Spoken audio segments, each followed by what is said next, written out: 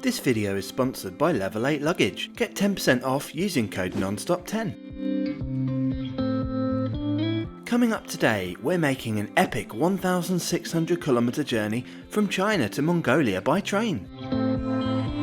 This will take 46 hours and involve one high-speed train, 2 sleeper trains, and the most spectacular sunset I've ever seen. So come along with me and let's have this crazy adventure together.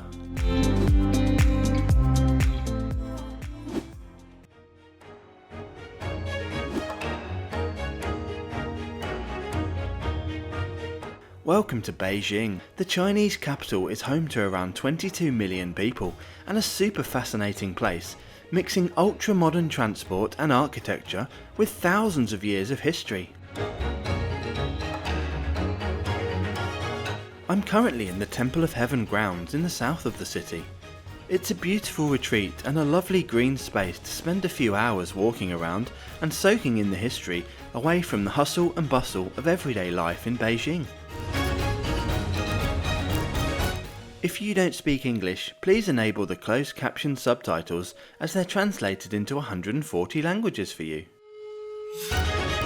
You can now change the audio track to 8 other languages, including Spanish, Italian, French, German, Japanese and Hindi.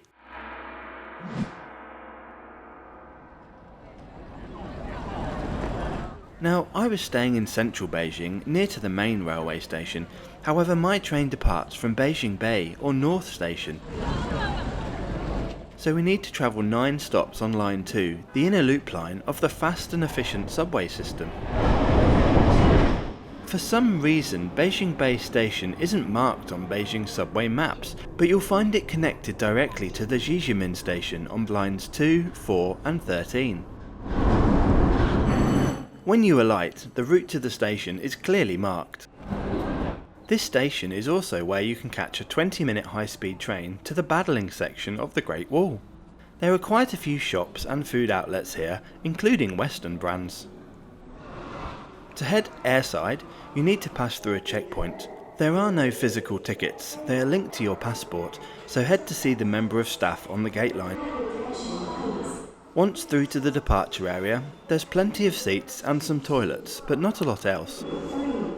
The few shops that were here were all closed permanently, so I'd advise not heading through here until 10 to 15 minutes before scheduled boarding time, which starts 15 minutes prior to departure.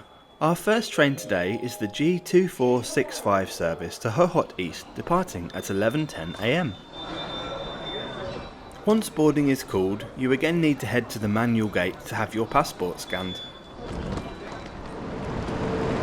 Then, head up to the platform either by escalator or lift. The whole station has step-free access. We'll be departing from platform 1 today. The first train on this epic trip is this Fuxing CR400BF, specifically the G version, which have improved sandstorm and cold weather resistance. These 8-car ultra-high-speed EMUs have a design speed of 400 km per hour and an in-service speed of 350 km per hour, making them currently the fastest regular service trains in the world.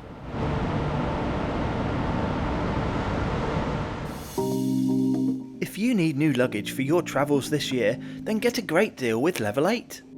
I've now been using the stylish Roadrunner 20-inch carry-on case for the past 6 months, and now I won't travel without it.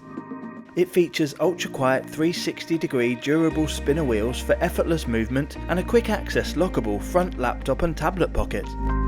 It has a large 38-litre capacity, a multitude of storage pockets, and is super durable for every situation. There is also a lifetime warranty for absolute peace of mind on endless adventures. Level 8 are offering my viewers a discount of 10% off every order using code NONSTOP10. Just click the link above now or in the description below.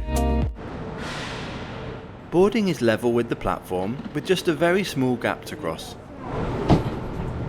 These trains have 3 classes on board and we'll be travelling in first class today, the middle of the 3. This is arranged in a 2+2 configuration with these large cloth recliners. They all rotate to face the direction of travel. My seat for today is 8A, a window seat. Luggage can be stored on the stacks at the carriage ends, behind the last row of seats, or on the large overhead racks. Before we depart, let's check out the full route we'll be taking over the next 46 hours. First, we'll be taking the high-speed train from Beijing to Hopkinson. Then it's a sleeper train to the China-Mongolia border, which will then cross by minibus. Finally, it's another sleeper train up to Ulaan Baatar.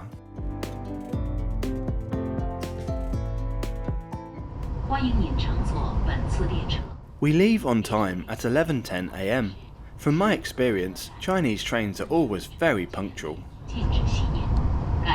The full route from Beijing to Ulaan Baatar is scheduled to take us 46 hours, covering a distance of 1,637 kilometers. This first leg from Beijing north to Hopkinson east is 459 kilometers and will take 2 hours and 32 minutes of travel time. So as not to overload you with information all at once, I'll give you the prices I paid in the classes I travelled on each individual leg and then total it all up at the end. The price for one adult in first class on this first train is 338 Chinese yuan. This is arguably one of the most interesting and fun trips I have ever done, and I was happy to share it with two great friends of mine, Super Albs and Jack Tor. Be sure to check out and subscribe to their channels for more amazing adventures. Shortly after departure, the complimentary service begins. We had a bit of a language barrier, but it didn't really matter as there was nothing to choose. She was lovely though. Every first class passenger receives a snack box, along with a cup of green tea and a bottle of water. All onboard announcements are made in both Chinese and English. They do go on a bit, but are very clear and concise. Ladies and gentlemen, for the safety of you and others, please do not carry inflammable and explosive dangerous goods onto the train. Do not smoke in any area of the train. Do not touch any red buttons and devices on the train, except the tea boiler. Thank you for your cooperation. We are now entering the mountainous region to the north of Beijing, and the route gets very tunnely, but we are still moving along at a good rate. As far as Zhangjiakou, the line speed is mostly 350 km per hour, but then after it's a maximum of just 250 km per hour to Hopkinson. Okay, let's check out the seats here in first class. They are very wide, well padded and have a good shape to them. There's a large, soft head cushion and winged headrests. The recline is activated by this button and is very generous.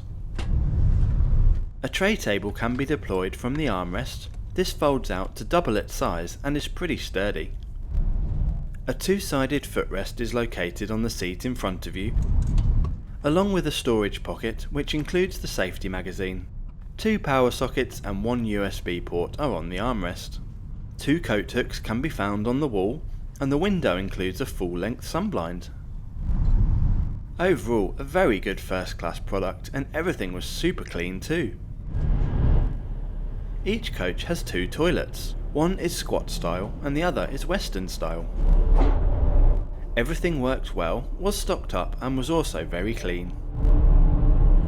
Here's a look at second class, which is in a 3+2 layout. The main difference is much narrower seats, less legroom and no complimentary goodies. Also, it's usually much busier. This is also where you'll find the 2 wheelchair spaces. The accessible toilet is next to them in the adjacent vestibule. There are hot water boilers throughout the train, so you can make your own hot drinks or noodles. Or you can buy drinks and snacks from the roaming trolley or the cafe counter, which has a larger range including meals. My go-to dish on Chinese railways is usually the Kung Pao chicken. So I got this along with an iced milk tea. The total price was 52 Chinese yuan. If you want ad-free early access to every video, great perks and to help me do bigger and better reviews, then become a channel member from just £1.99 per month. Just click the link above now or the join button in every video. Thank you! I'm sure this route is very beautiful, but you just don't get to appreciate it fully with the constant in and out of tunnels.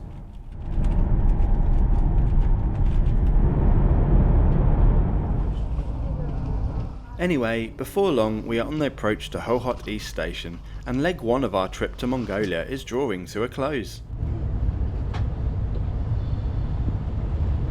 Just as a side note, if there was a Chinese spec 350 km/h high-speed line all the way from Beijing to Ulaan Baatar, then this trip could be completed in less than 6 hours instead of 46.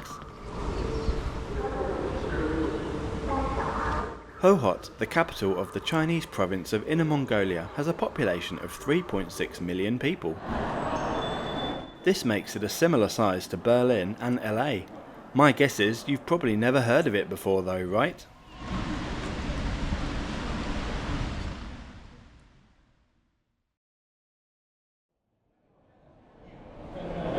After some food, a little rest and a look around the city, we're back in the boarding queue at the more centrally located Hohhot railway station and ready to get on the first sleeper train of the trip.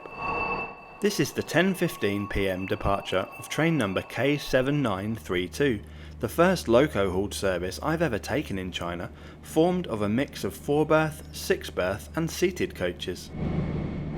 Hauling us will be this China Railways HXD3D electric locomotive. These have an in-service speed of 160 km/h. Boarding again is level with the platform, although unfortunately I couldn't find any accessible or wheelchair facilities on this train at all. My first impressions of this sleeper coach are good. It looks very clean and tidy.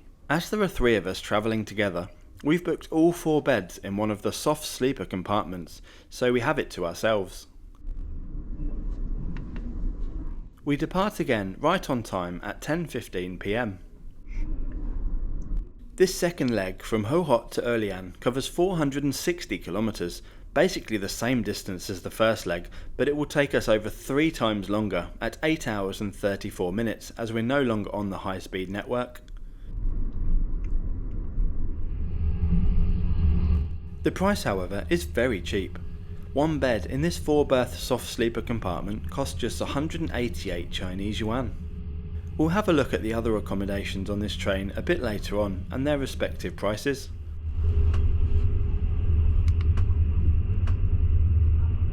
There's not much to see out the window now as it's pitch black, so let's take this opportunity to check out our compartment.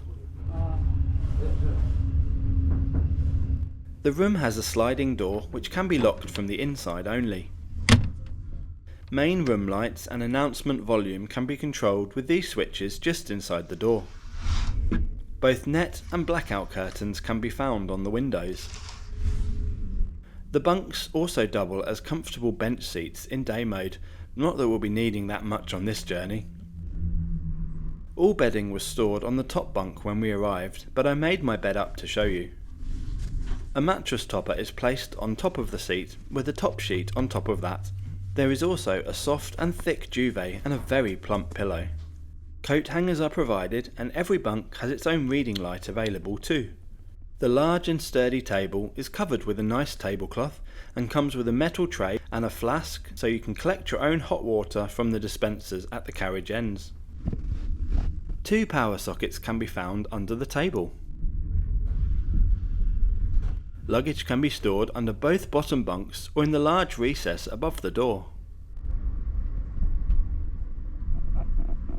Overall, it's a great compartment, very clean, comfortable and well looked after. Okay, let's go and check out the other options on board this train. These are the 6-berth hard sleeper open compartments with no door. They are in a more dense 3-above-3 layout and don't have mattress toppers, but all bedding is still provided. Luggage can be stored under the bottom bunks or on the rack above the windows.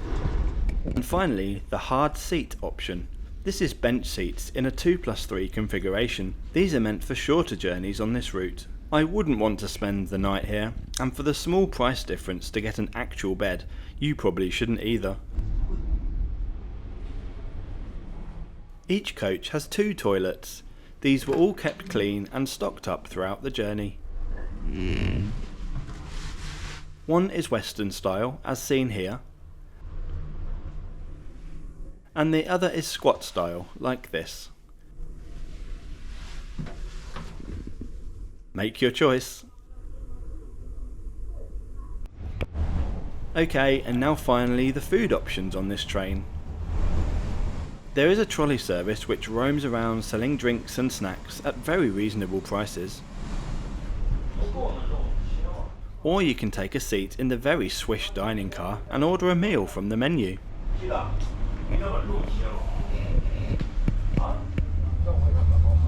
There's a few options which will be freshly cooked. Payment is by WeChat, Alipay or cash. This meal of beef, veggies and rice along with a beer cost 58 yuan. Pretty reasonable, I think.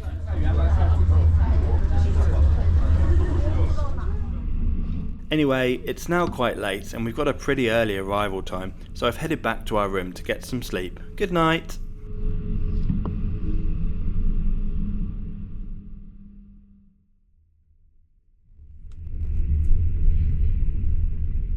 Good morning! I actually slept really well for around 6 hours in total, and I awake to a beautiful sunrise around 40 minutes before our scheduled arrival time. The ride quality was good and the bed and bedding were very comfortable. We are now pulling into Erlian station 3 minutes early, and what a beautiful day it is with a lovely blue sky. This is the last Chinese town before the Mongolian border, which we will need to cross by minibus. Now, some trains do carry on through into Mongolia, albeit only twice a week, and with a very long stop at the border, but those are very hard to book, especially northbound. You cannot do it online like I normally do with Chinese train tickets. You have to do it in person at the ticket office in Heywood station. Obviously, you then run the risk of it being sold out when you arrive. Even if you plan in a few extra days, it's not really a viable option to do this. However, in the southbound direction, you can book online from Ulaan Baatar all the way through to Heywood, online with Mongolian Railways. They don't, however, sell this northbound service. There is rumours of the direct Beijing, Ulaan Baatar, Moscow trains starting up again soon, but as of editing, no date has been announced. Upon leaving the station, many people will accost you trying to sell you the minibus transfers to Zamenhof, the frontier town on the Mongolian side, as this guy is trying to do now. As we had around 11 hours before our onward train to Ulaan Baatar on the other side of the border, we wanted to grab some breakfast and have a look around Erlian first. So we agreed to 50 Chinese yuan per person, which is the going rate, and to meet him back here in 3 hours' time. Anyway, at the agreed time, we returned to the station and the guy was waiting across the road.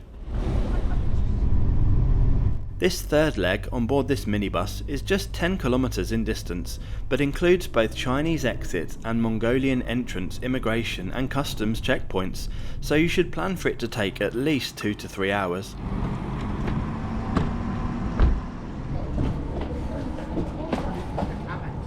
You remove all your bags and go through the foot passenger checks, and the driver meets you at the other side.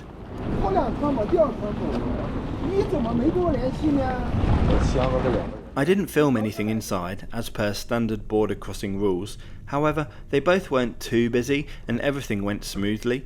There was just some waiting in queues. Ours ended up taking just over 2 hours from start to finish.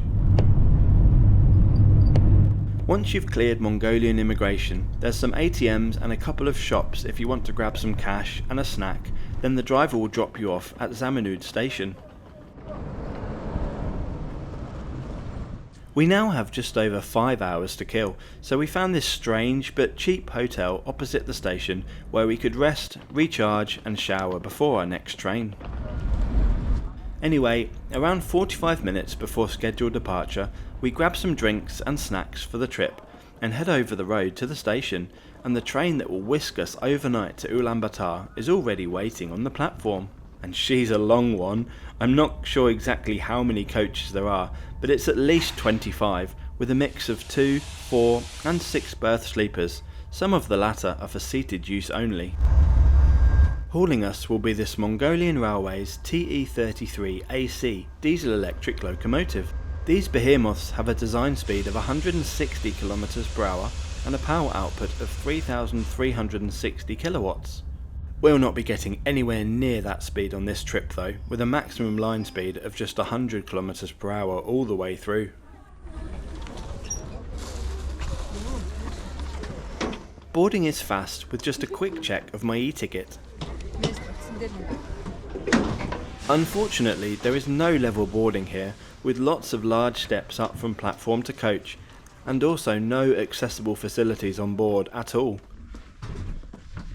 We are booked in Spalnywagon, which is the equivalent of first class, comprising 2 berth rooms. My first impressions are they look very clean and comfortable too.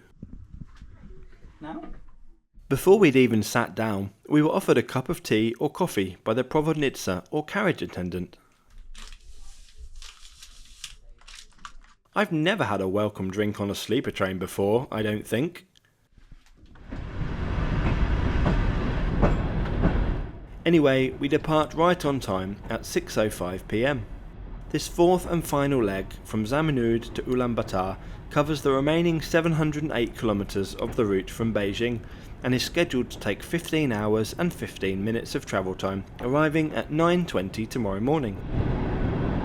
One bed in this 2-berth Spalnywagon compartment costs 140,000 Mongolian tugriks. This is super value in my opinion. I'll put the prices of the other classes on screen now. You're not going to want to miss tonight's sunset. It's one of the most spectacular I've ever seen, both on and off a train. Oh, and by the way, if I had a picture in my mind of what Mongolia would look like from a train before I came, this is pretty much it. Lots of nothingness. Okay, time to check out our first class room. It can be locked in 2 places, but from the inside only.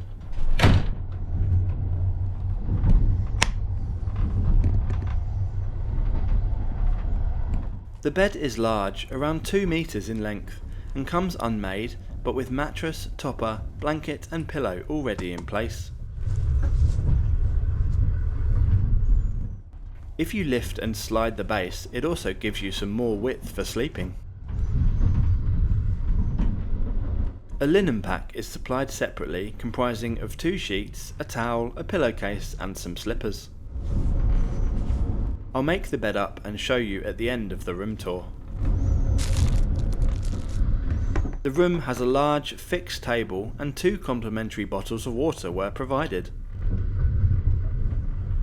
The main room lights can be controlled by these switches by the door, with individual smaller lamps also present. These will work later when it gets dark. There is also a switch to control the announcement volume and just 1 power socket high up on the wall. The room is air conditioned or heated depending on the season. Luggage storage is available in this compartment under the bottom bunk, or next to it for larger cases, or above the door for smaller bags and coats. There are also various coat hangers, hooks and storage shelves spread throughout the room. The window has a small section at the top which can be opened for additional ventilation. It also features a pull-down blackout blind, ours was a bit stuck, and full closure curtains. With the lights off, and still with full daylight outside, it was super dark in here.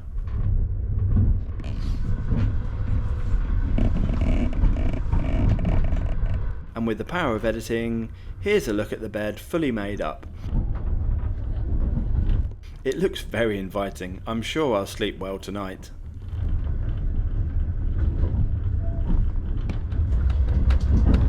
Okay, are you ready for a sunset?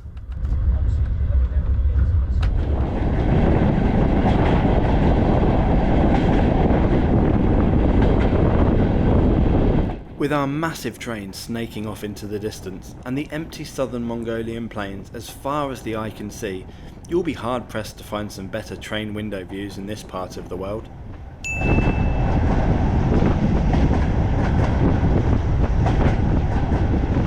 Oh wait, it just got better. Sound up for this.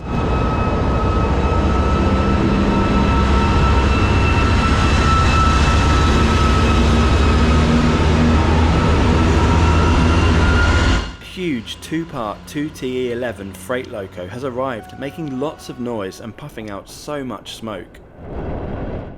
Okay, back to Severity for a moment before we go and check out the rest of the train. Each coach has 2 toilets, one at each end. On the whole, these are in a very good condition and pretty clean. The water worked and soap was available. There was no toilet paper, but any seasoned traveller who regularly uses ex-Soviet trains knows to bring their own. A separate hand and face washing and teeth brushing station is also available, but please make sure to use bottled water for the latter. Here's a look at the 6-berth Platzkart accommodation. Pretty busy, noisy and hot in here. I think I'll stick to my room. Every coach has a real fire boiler to provide heating and hot water. The carriage attendant will sell you selected drinks and snacks which you can make up from the boiler or these hot water dispensers in the newer coaches.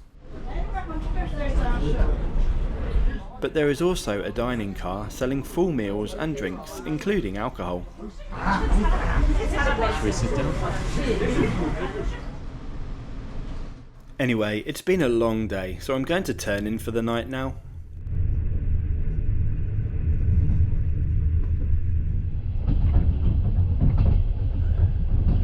Good morning. I actually slept very well again and had around 8 hours of shut-eye. The coaches ride really well with very little noise and the bed and bedding was comfortable, just not quite the level of the Chinese ones from last night. The scenery might not have changed much, but we've crossed around 500 kilometers of Mongolia overnight and are quickly closing in on the capital. Okay, as some more settlements come into view, let me give you the full price I paid for this entire trip from Beijing to Ulaan Baatar. It was around £90, €105 or $120 in total. I think that's outstanding value for such a great adventure. It costs around double that price to fly this route, on even the cheapest fare, and is much more fun in my opinion. Bookings must be made separately. The Chinese ones can be booked through trip.com 2 weeks in advance, and the Mongolian ones through their website. I'll leave links in the description below. The minibus must be arranged when you arrive in Erlian. And my summary of the full trip from Beijing to Ulaan Baatar? Amazing! I had such a great time with 2 of my good friends, travelling on a route that most people wouldn't even consider possible. And it was all easy to arrange, super clean, comfortable, and I got to see many sights that would otherwise remain undiscovered, including that magical sunset. I'd highly recommend this if you're after a unique experience encompassing ultra-modern high-speed trains through the beautiful northern Chinese mountains to slow-speed sleepers through the vast Mongolian plains. Just do it, you won't regret it. In the end, we arrive in the Mongolian capital Ulaan Baatar around 10 minutes late at 9:30 AM, around 46 hours after we left Beijing. Have you been on any international trains in Central Asia before? If so, which ones and on which routes? How did you find them? Let me know in the comments below. Don't forget to subscribe and thanks for watching to the end, and I'll see you in the next video.